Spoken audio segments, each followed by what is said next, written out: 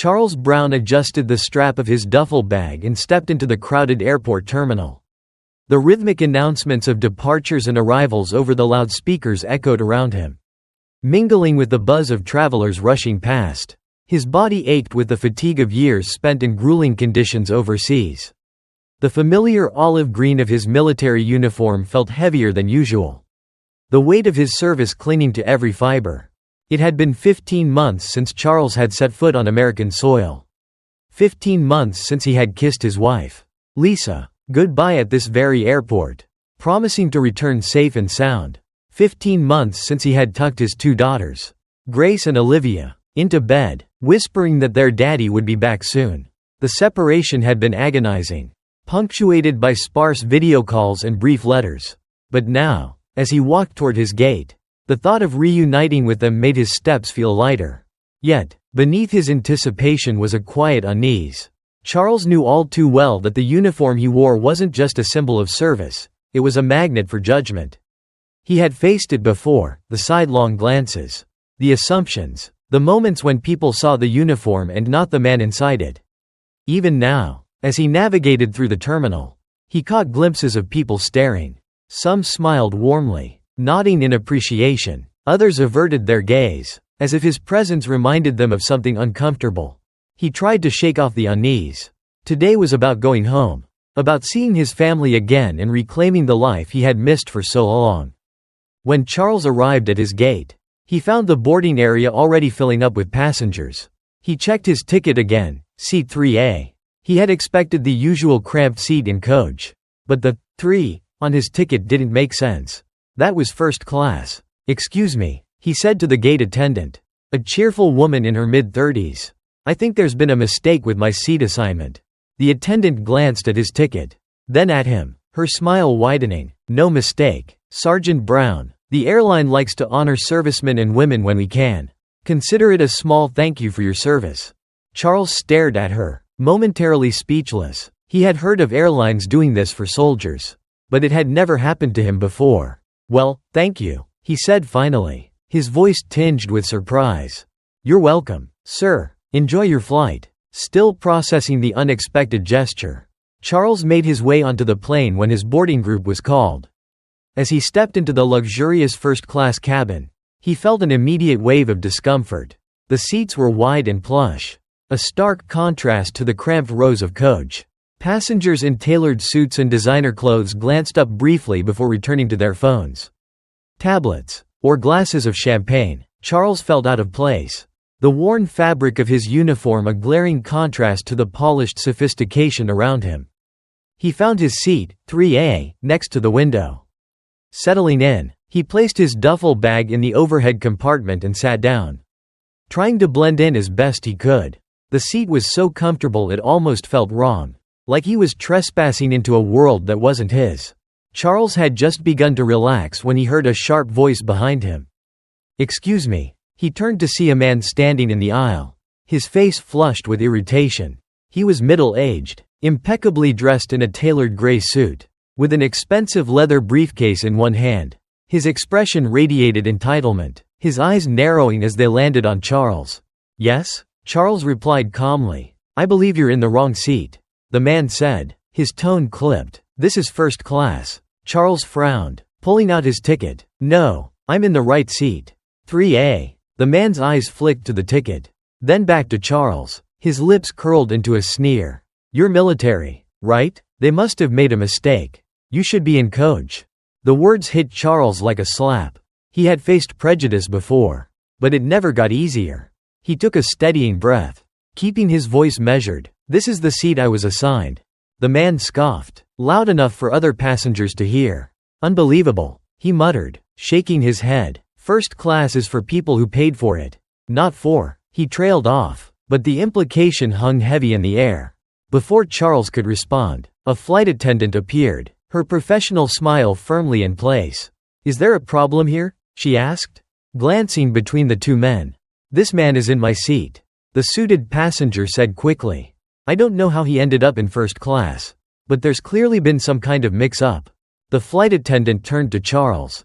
"May I see your ticket, sir?" Charles handed it to her silently. She examined it, then nodded. "Sergeant Brown is in the correct seat," she said firmly, turning to the man. "Your seat is 5A.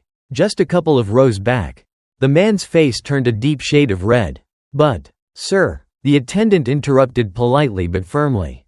"If you'd like, I can help you find your seat."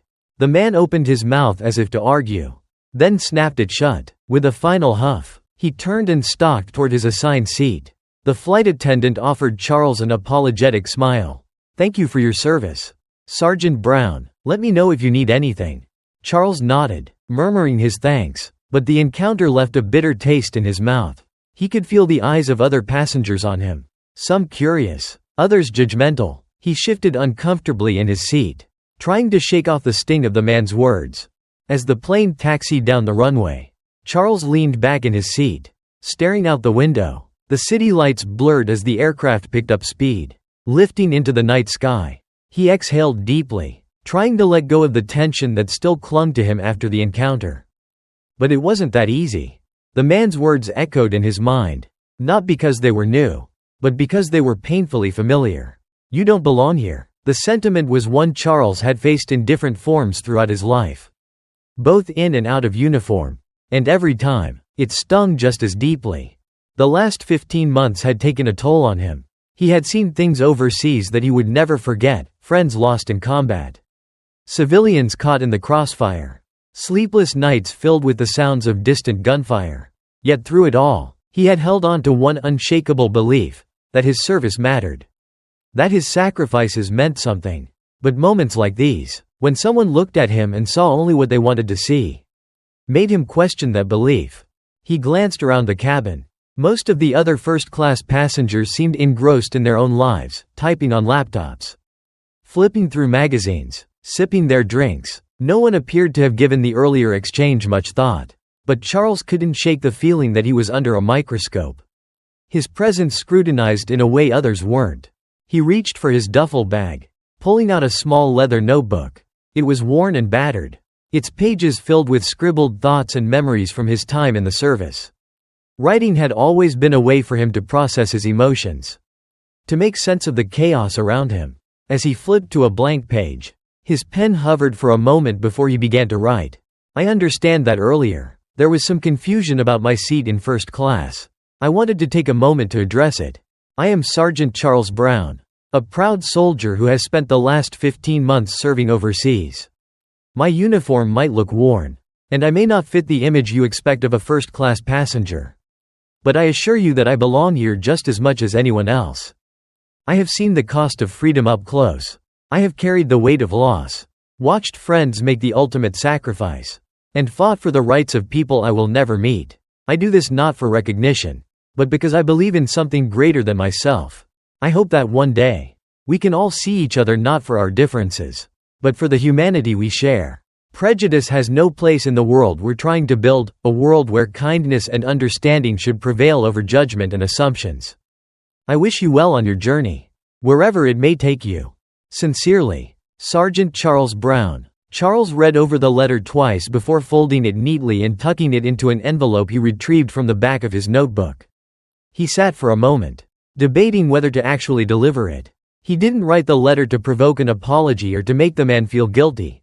He wrote it because he believed in confronting ignorance with truth, prejudice with compassion. Summoning the flight attendant, he handed her the envelope.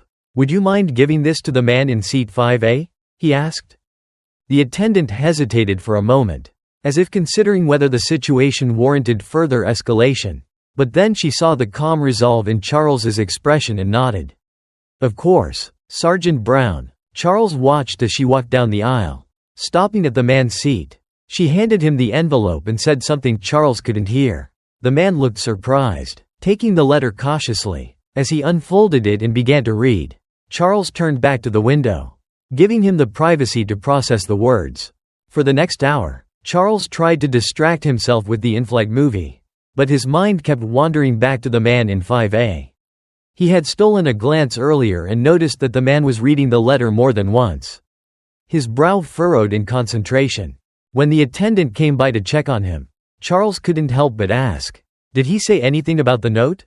She smiled faintly. "He hasn't said much, but he does seem reflective. I think it made an impact." Charles nodded, though he wasn't entirely sure how he felt about that. He didn't need validation from the man. He only hoped the letter would plant a seed of understanding. As the plane began its descent, Charles started packing away his belongings. He was eager to get off the flight and put the incident behind him. But as he stood to grab his duffel bag from the overhead compartment, he felt a tap on his shoulder. Turning, he found himself face to face with the man from earlier. His demeanor was completely different now. Gone was the arrogance, replaced by something softer, almost hesitant. "Sergeant Brown," the man began, his voice low. I wanted to thank you for the letter." Charles nodded but said nothing, letting the man continue. "I've been sitting back there thinking about what I said to you. About how I acted, and I realized," he paused, taking a deep breath, "I was wrong. I made assumptions about you that were unfair. And I'm deeply sorry for that." Charles studied the man's face. There was no sign of the sneer or condescension from before. He looked genuinely remorseful. "Thank you," Charles said simply. "It takes courage to admit when you're wrong." The man hesitated, then extended his hand. "My name is James, and, for what it's worth, I'm grateful for your service. My younger brother served in Iraq. He didn't come back. Maybe that's part of why I reacted the way I did. Seeing you, it brought up a lot of emotions I wasn't ready for." Charles felt a pang of empathy. "I'm sorry for your loss, James. Losing someone in the line of duty is never easy." James nodded, his eyes misting over. "Thank you. And thank you for reminding me that we're all in this together." As the plane touched down, Charles and James walked silently toward the baggage claim area, their earlier exchange lingering between them. Charles appreciated the man's apology, but he also knew that moments like these, though small, carried the potential for lasting impact. "I've been thinking about what you wrote," James said as they reached the carousel. "You're right. We are more alike than different. It's easy to forget that in the day-to-day grind. But it's something I'll try to remember from now on." Charles nodded, shouldering his duffel bag. "We all have things we're carrying, James. Some burdens are just more visible than others." James seemed to absorb this, then handed Charles a business card. "If you ever need anything, please don't hesitate to reach out." "I mean that." Charles took the card, tucking it into his pocket. "Thank you, and take care of yourself." They parted ways at the terminal entrance, James heading toward a waiting car while Charles scanned the crowd for the familiar faces of his family. His heart swelled as he spotted Lisa, Grace, and Olivia standing by the arrivals gate, their smiles radiant as they waved eagerly. "Daddy!" Grace shouted, running toward him with her little sister close behind. Charles crouched to catch them both in his arms, their laughter filling his ears and easing the weight he had been carrying. "I missed you girls so much," he murmured, holding them tightly. Lisa approached, her eyes glistening with unshed tears. She kissed him softly, her hands lingering on his face as if to make sure he was really there. "Welcome home," she whispered. Charles smiled, his chest tight with emotion. "It's good to be home." The days that followed were filled with the joyful chaos of family life. Charles savored every moment, helping Grace with her homework, playing tea party with Olivia, and spending quiet evenings on the porch with Lisa. But the encounter with James lingered in his mind, sparking deeper reflections about his time in the military and the challenges he faced as a soldier returning to civilian life. One evening, as the children played in the living room, Charles shared his thoughts with Lisa. "Do you ever wonder," he began, "why people see the uniform before they see the person?" Lisa looked up from her book, her expression thoughtful. "I think it's because the uniform represents something bigger than one person. For some, it's a symbol of pride. For others, it's a reminder of things they'd rather not think about: war, loss, sacrifice." Charles nodded slowly. James said something similar. Losing his brother shaped how he saw soldiers. "It made me realize how much of our behavior is shaped by what we've been through." Lisa reached for his hand, squeezing it gently. "What you did on that plane, writing that letter, it made a difference. Maybe not just for him, but for anyone he might meet in the future." Her words stayed with Charles. He began to see his role not just as a soldier, but as a bridge between worlds. His experiences had given him a unique perspective, and he realized he had a responsibility to share that perspective in ways that could foster understanding. Several weeks later, Charles received an unexpected email. It was from James. Subject: "Thank you, dear Charles. I've been thinking a lot about our encounter. and I wanted to share something with you. After our conversation, I started volunteering with a local veterans organization. Meeting other soldiers and hearing their stories has been eye-opening. It's reminded me how important it is to listen, to understand, and to appreciate the sacrifices people make for this country. I just wanted you to know that your letter made a lasting impact. Thank you for opening my eyes. Best regards, James. Charles sat back, a sense of quiet satisfaction washing over him. He had never expected James to reach out again, but the email reaffirmed something he had always believed: change, no matter how small, begins with a single act of kindness. Inspired, Charles began volunteering himself, sharing his experiences with veterans and civilians alike. He spoke at schools, community centers, and events, using his story to build bridges and break down barriers. He encouraged others to look beyond uniforms, titles, and appearances, and to see the humanity in everyone they encountered. A year later, Charles found himself back at the airport, this time heading to a speaking engagement in New York. As he waited to board his flight, a man approached him, holding out his hand. "Sergeant Brown?" the man asked, his face lighting up with recognition. "I don't know if you remember me, I'm James." Charles shook his hand, surprised but pleased. "James, it's good to see you again." James smiled. "I wanted to thank you in person this time. That letter you wrote, it changed the way I see the world. And I'm not the only one. The veterans organization I joined has grown so much. And it's all thanks to you." Charles chuckled. "I think you're giving me too much credit. You were the one who made the choice to change." James nodded, his expression earnest. "Maybe, but sometimes, all it takes is someone to point you in the right direction." As they parted ways once again, Charles felt a profound sense of fulfillment. His journey had taken him through hardship, prejudice, and loss, but it had also led to connection, growth, and understanding. As the plane ascended into the sky, Charles stared out at the clouds, a small smile playing on his lips. He had fought for his country, and now he was fighting for something just as important: a world where people saw each other for who they truly were. And that, he realized, was a mission worth continuing. The ripple effect of Charles's actions began to take shape in ways he hadn't anticipated. Months after reconnecting with James, Charles received an invitation from the veterans organization James had joined. They were hosting a gala to honor individuals who had contributed to fostering understanding between veterans and civilians. And James had nominated Charles for the keynote speech. Lisa beamed with pride as Charles read the invitation aloud at the dinner table. Grace and Olivia clapped their hands excitedly, even though they didn't fully grasp what a keynote speech entailed. "You have to do it, Charles," Lisa urged, placing her hand over his. "You've always said you want to make a difference beyond the battlefield. This is your chance." Charles hesitated. Speaking to a crowd wasn't his forte. His comfort zone had always been on the ground with his unit, in the thick of action. But Lisa's words stayed with him, and after a few days of deliberation, he accepted the invitation. The night of the gala arrived, and Charles found himself standing backstage in a packed event hall. Veterans in crisp uniforms mingled with civilians in elegant attire. The buzz of conversation filled the air, but Charles tuned it out, focusing on the speech he had spent weeks preparing. When his name was announced, the room erupted in applause. Charles stepped onto the stage, his heart pounding in his chest.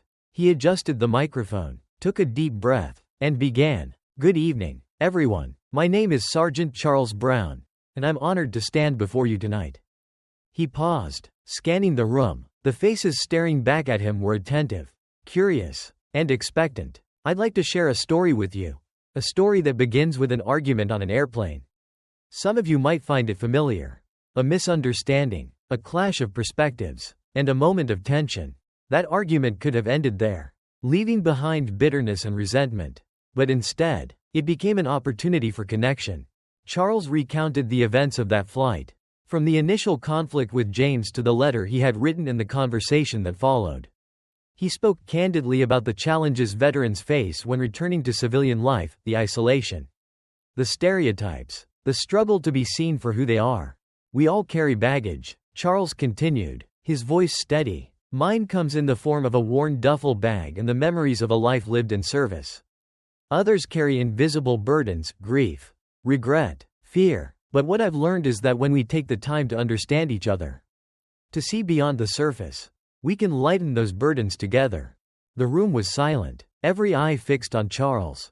He ended his speech with a call to action, urging the audience to bridge the divide between veterans and civilians, to listen, to empathize, and to treat each other with kindness.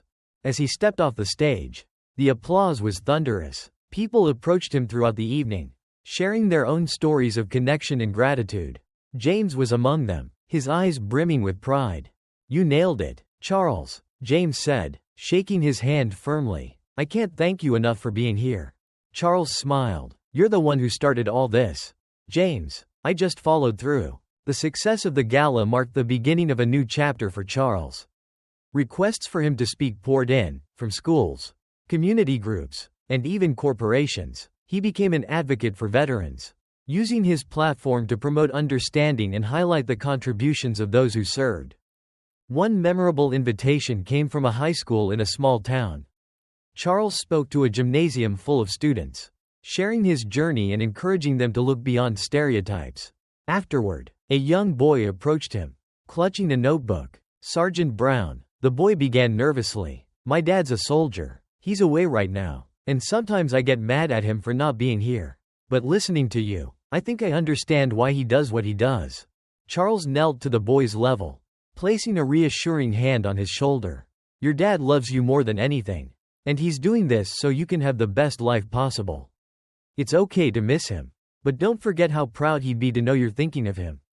The boy smiled, his eyes shining with a mix of emotions. Moments like these reminded Charles why he had embraced this new mission. Years later, Charles found himself once again at an airport, this time with Lisa and their daughters. They were on their way to a family vacation, something Charles had promised after completing his speaking commitments for the year. As they waited to board, a man approached, his face lighting up with recognition. "Sergeant Brown? It's been a long time." Charles turned, surprised to see James standing there with his wife and teenage son. They exchanged warm handshakes, their families introducing themselves. "I heard about all the work you've been doing," James said. "You've inspired so many people, including me." Charles chuckled. "I could say the same about you." They shared stories, laughter, and updates on their lives. When it was time to board, James pulled Charles aside. "I just want to say, thank you for everything. That letter. It changed the way I see the world." Charles clasped James's shoulder. "And your apology reminded me that people are capable of change. We're all in this together, James." As their families boarded their respective flights, Charles felt a profound sense of gratitude. His journey had started with conflict but had grown into something far greater. He had found a way to serve not just on the battlefield, but in the hearts and minds of those he encountered. And as the plane ascended, carrying him toward new adventures with his family, Charles looked out the window with a smile. He knew his mission was far from over. There would always be bridges to build, stories to share, and connections to forge, and he was ready for whatever came next.